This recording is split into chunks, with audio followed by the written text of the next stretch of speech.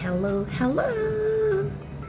Life update, and I will answer maybe some questions that people have been messaging me separately or in my posts in different platforms. So, yeah, I'm undergoing radiation right now.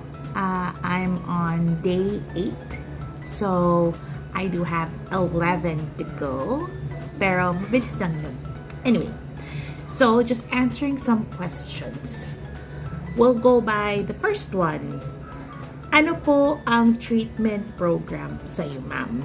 Okay, so let's go back first to what were the steps that I needed to go through before a treatment plan happened.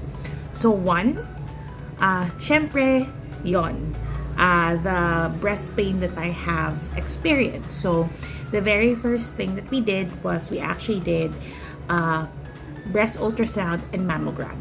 It's not just one of each, it's the both. And then after doing the breast ultrasound and mammogram, my BRADS was suspicious. So eventually the suggested next step is to do a biopsy. So once I've gotten that result on a Saturday, Sunday pinahinga ko lang. Monday, I've actually reached out to a breast doctor, which is my breast surgeon, Doc Alodi Mejia. So that was my very first consult with her. And in the afternoon, after lunch, I actually had my biopsy done. It takes a week for us to be able to get the results. So after a week, I went back with my brother and my partner, and we were able to get the results. Unfortunately, it was breast cancer. But the next step after the biopsy is to have a breast panel. So from your breast panel, the sample that was gotten from you, it will be run again by the laboratory. It takes again around a week. So we got back again after a week, and we were praying for the ideal breast panel because the breast panel will have your estrogen, progesterone, and your HER2 profile if you are positive or negative. So thank God, because during those days I was researching already, what are like other breast panels that other breast cancer survivors have, and I was just super praying that I was HER2 negative. So Monday, even my breast surgeon was actually pretty happy because my results were estrogen positive, progesterone positive, and HER2 negative. So gamutan perspective on the treatment planning, the next step was surgery to take out my right breast.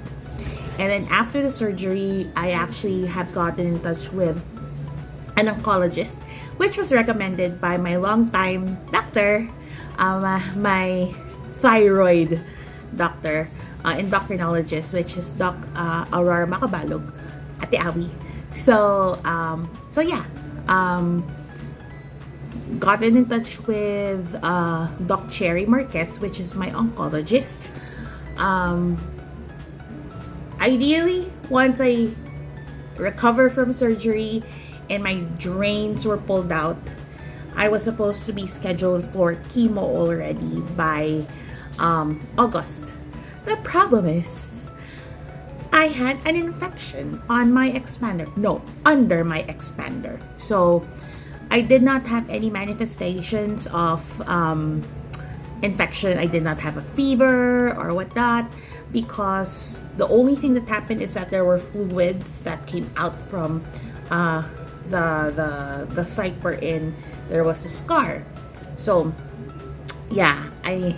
following day, after I reported it over to my plastic surgeon, I actually underwent another surgery. And surprisingly, I went in around 11, I got out around 4 or 5, and went home. So after the surgery, I had to recover for another month, making sure that the drains were out, and then we went to chemo. So I just went under 4 cycles of chemotherapy with docetaxel and cyclophosphamide, and then after that, I've gotten in touch with radio onco for my radiation. Why? Because during the surgery, one lymph node tested positive out of 19. So with that being said, and knowing that, I'm still young now. So yeah, I had to go through radiation, which is the one I'm undergoing right now for this January. Conventionally, it's for 30 sessions, but for me, I opted to do 19 sessions. But my radio onco had to work on the computation of the dosage because it will be higher, or let's say you will be spending more minutes in the CT scan comparing to the others. So yeah, radiation, and then after that I will be going through maintenance of tamoxifen to suppress my estrogen and progesterone after all these treatments. So yeah, from the ultrasound and mammogram, biopsy, surgery, chemo, radiation, and maintenance. So yeah, I hope that answers the question, and I might be posting some more to answer a lot more questions because I've been responding to a lot of other members in a breast cancer group for the last couple of weeks and months, and I really just want to be here to support them like how the others have been able to support me as well, because I know we have support coming from our family and friends, but it's also still different for us to get support from someone who is actually experiencing the same thing, right? So yeah, I hope everyone is healthy, and please make sure to check your chest, your breasts. That's it. Bye!